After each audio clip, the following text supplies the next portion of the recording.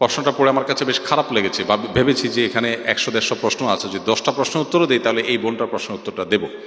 আমি একজন মেডিকেল ছাত্রী, খুবই সাধারণ, সব দিক থেকেই পড়াশোনা, টাকা পয়সা, বিশেষ করে চেহারা ডার্ক শ্যামলা, মাঝারি হাইট ধরনের। আমার চেহারা নিয়ে আমার কোনো ক্ষোভ নাই, কিন্তু যেহেতু বিয়ের সময় হয়েছে, আমার আম্মু আমার চেহারা নিয়ে বেশ হীনম্মন্যতায় ভোগেন। মুখের উপরেই বলেন যেহেতু আমি অসুন্দর, কোনো ভালো যোগ্য পাত্র আমি পাবো না। আমার কোনো প্রশ্ন নাই, তবে যদি কোনো কিছু আমার মায়ের উদ্দেশ্যে বলতেন, যাতে তিনি আল্লাহর উপর সম্পূর্ণ ভরসা রেখে তারপর আমার বিয়ের জন্য ছেলে খোঁজেন। প্রথম যে পুরুষকে দেখবে সে সাথে সাথেই যেন বিয়ের জন্য জোরাজোরি না করেন। দেখুন, আপনারা তো অনেকে হেসে দিয়েছেন প্রশ্ন শুনে, কিন্তু এই প্রশ্নটি আমি এর আগেই পড়েছি। প্রশ্নটা পড়ে আমার কাছে বেশ খারাপ লেগেছে, বা ভেবেছি যে এখানে 100-150 প্রশ্ন আছে, যদি 10টা প্রশ্ন উত্তরও দিই তাহলে এই বোনটার প্রশ্নের উত্তরটা দেব। কারণ এই বোন আশা করে প্রশ্ন করেছেন যে আমি হয়তো এই প্রশ্নের উত্তরে কিছু কথা বলবো যেগুলো তার মাকে তিনি শোনাবেন, হয়তো তার যে অশান্তি, তার দুঃখ, তার কষ্ট, তার ফ্যামিলিতে যে তার প্রতি টর্চার হচ্ছে, মেন্টাল টর্চার, সেটা হয়তো কিছুটা কমবে।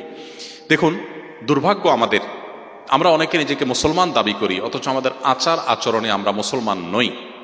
আমাদের প্রিয় নবী সাল্লাল্লাহু আলাইহি ওয়াসাল্লামের সবচেয়ে কাছের, সবচেয়ে ভালোবাসার, সবচেয়ে আপন মানুষগুলোর মধ্যে থেকে একজন ছিলেন বেলাল রাদিয়াল্লাহু তাআলা আনহু। বেলাল রাদিয়াল্লাহু তাআলা আনহু কিন্তু একসময় কৃতদাস ছিলেন, আবার গায়ের রং ছিল কুচকুচে কালো, নিগ্রো। আবার তিনি কিন্তু আরবের মানুষ ছিলেন না, বাহির থেকে আসা মানুষ ছিলেন। এতগুলো তখনকার আরব, বিশেষ করে ইসলাম পূর্ব আরবের মানুষের মধ্যে যে মানুষের প্রতি ঘৃণা প্রকাশের যে কারণগুলো আছে, তার সবগুলো কারণ বিদ্যমান। এরকম একজন মানুষকে নবী সাল্লাল্লাহু আলাইহি ওয়াসাল্লাম ভালোবাসার জায়গায় স্থান দিয়েছেন, তার মসজিদে মুয়াজ্জিন হিসাবে নিয়োগ দিয়েছেন, সম্মানের জায়গায় তাকে বসিয়েছেন। এটাই ইসলাম। অতএব কারোর চেহারার অসৌন্দর্য বা চেহারার কাটিং ভালো না, বা গায়ের রংটা হয়তো শ্যামলা বা কালো, এই কারণে কাউকে যদি তাচ্ছিল্য করা হয়, তাকে যদি অপমানকর কথা বলা হয়, মন খারাপ হওয়ার মতো কথা বলা হয়, সেটা যদি খোদ বাবা মাও বলেন, তাহলে এই বাবা মা আল্লাহর কাছে পাপিষ্ঠ এবং অপরাধী হিসাবে বিবেচিত হবেন, এবং কিয়ামতের ময়দানের বিচার হবে। মেয়ে হয়েছে দেখে যা তা বলবো, ছেলে হয়েছে দেখে যা তা বলবো, এত সহজ না। আল্লাহ তাআলা বলেছেন, মা ইয়ালফিযু মিন কাওলিন ইল্লা লাদাইহি রাকিবুন আতীদ। মানুষের দুই ঠোঁট দিয়ে যা কিছু উচ্চারণ করে সে সবকিছু সংরক্ষণ করা হয়। হয় নেক আমলের পাল্লা উঠবে, আর না হলে বদামলের পাল্লা উঠবে। আল্লাহর কাছে জবাবদিহি করতেই হবে যদি আপনার মুখের কোনো কথা দিয়ে কাউকে কষ্ট দিয়ে থাকেন। এজন্য কাউকে তাচ্ছিল্য করা এটা এত জঘন্য বিষয়, কারো সম্পর্কে বাজে মন্তব্য করলেন, এত জঘন্য বিষয়। আল্লাহ বলেছেন, তাহসাবুনাহু হাইয়িনা ওয়া হুয়া ইনদাল্লাহি আযীম। আল্লাহ কোরআনে বলেছেন, তোমরা এই জাতীয় বিষয়গুলোকে খুব তুচ্ছ মনে করো, যে একটু কি হলো আর এটুকু বললাম, অথচ এটা আল্লাহর কাছে মহা অপরাধ, জঘন্য অপরাধ। মনে রাখবেন, অনেক বাবা মা আছেন সন্তানদের প্রতি ভালোবাসার জায়গা থেকেই এ ধরনের তুচ্ছ তাচ্ছিল্য সন্তানদেরকে করেন। মোটেই জায়েজ নেই, মোটেই জায়েজ নেই। বাবা মা হিসাবে সন্তানকে আরো বেশি সান্ত্বনা দিবেন, তাকে আরো বেশি সাহস যোগাবেন, এবং আল্লাহর প্রতি ভরসা রাখবেন।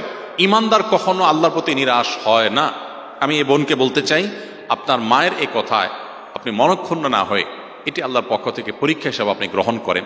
মনে রাখবেন, পার্থিব জীবনটাই যদি সবকিছু হতো, তাহলে তো আর আমাদের পাওয়ার কোনো জায়গা ছিল না। কিন্তু অ্যাজ এ মুসলিম আমরা মনে করি যে পার্থিব জায়গাটাই সবকিছু নয়, আমার আসল জগৎ রয়েছে মৃত্যুর পর, অনন্তকাল, আখিরাতের জগৎ। সো দুনিয়ার এই জগতে যদি আমি অপমানিত হই, লাঞ্ছিত হই, আমাকে যদি হীনম্মন্যতা ভুক্ত হয়, আমাকে যদি মানুষ ইগনোর করে, আমাকে যদি কেউ পাত্তা না দেয়, সমাজে আমার কোনো গুরুত্ব না থাকে, কিচ্ছু আসা যায় না। আমার যদি জান্নাতটা হয়ে যায়, নিজের অনন্তকালের সুখের ঠিকানা হয়ে যায়। এর বিপরীতে যার আল্লাহর প্রতি বিশ্বাস নাই, সে তো দুনিয়াতেই সবকিছু মনে করে। দুনিয়াকে সবকিছু মনে করার কারণে দুনিয়ার কোনো কিছু না পাইলে সে ডিপ্রেসড হয়ে যায়, সে পাগল পড়া হয়ে যায়, তার আখিরাতের প্রতি কোনো ভরসা নেই। অতএব আমি আপনাকে বলবো, আল্লাহর প্রতি ভরসা রাখেন এবং সবর করুন। এবং শেষে আপনার মাকে আমি বলতে চাই যে আল্লাহকে ভয় করবেন। সন্তানের আল্লাহ প্রদত্ত কোনো কিছুর কারণে সন্তানকে তুচ্ছ তাচ্ছিল্য করলে, তার মন খারাপ হওয়ার মতো কথা বললে, এটা নিজের ঈমানের দুর্বলতার প্রকাশ এবং কবিরা গুনাহ। আল্লাহর কাছে কিয়ামতের ময়দানে জবাবদিহি করতে হবে এবং এর জন্য শাস্তি পেতে হতে পারে। এজন্য আল্লাহকে ভয় করবেন।